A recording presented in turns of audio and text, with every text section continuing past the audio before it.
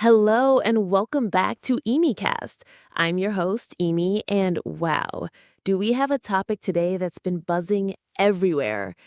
You've seen it on TikTok, Instagram, maybe even whispered about in your group chats, the soft life. But what does it really mean? Is it all champagne wishes and caviar dreams?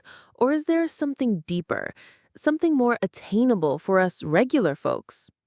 That's the million-dollar question, isn't it, Emi? Or perhaps the peace of mind question. Exactly. And joining me today to unpack this is Liam. Welcome, Liam.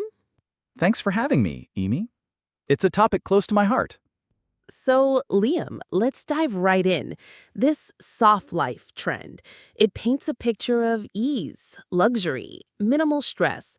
But for many of us, especially millennials and Gen Z, we've been marinated in hustle culture for so long. The pressure to constantly achieve, produce, optimize, it's relentless. Does soft life feel like a direct rebellion to that? I think it has to be, in many ways. For years, the narrative was grind now, rest later.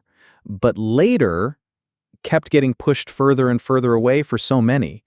The soft life, at its core, as I see it beyond the aesthetics, is a yearning for peace and intentionality in the present.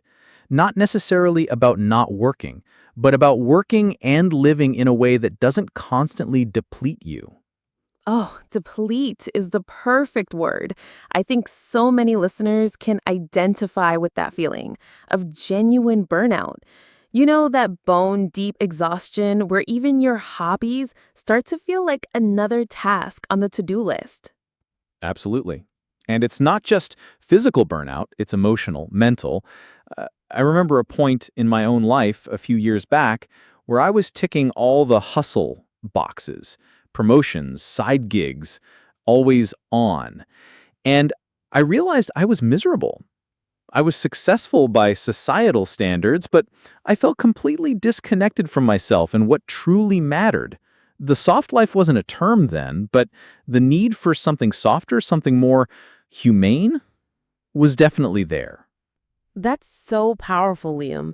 And it brings up another point, the guilt. Why do we feel so guilty for resting, for not being productive 24/7? It's like there's this invisible productivity police force judging us. The productivity police, I know them well. It's deeply ingrained. Hustle culture often equates self-worth with output. So when you step back, when you choose rest or a slower pace, it can feel like you're failing or being lazy, even when your body and mind are screaming for a break. It's a tough cycle to break.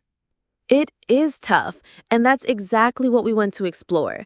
Is it just a fantasy, this soft life, especially when bills need paying, or can we actually carve out a version of it that's realistic? Can we escape the grind without going broke or sacrificing all our ambitions? I believe we can. It requires redefinition, boundary setting, and a good hard look at what success and well-being truly mean to us individually. Well, that's the perfect cliffhanger. In part 2, we're going to get into the nitty-gritty. We'll be talking about practical ways to define your own version of a softer life, how to set those crucial boundaries against toxic productivity, and importantly, how to manage financial realities while prioritizing your well-being. You won't want to miss the actionable strategies and mindset shifts we'll be sharing. So make sure you're subscribed to Emi-Cast so you don't miss part 2. We'll see you then.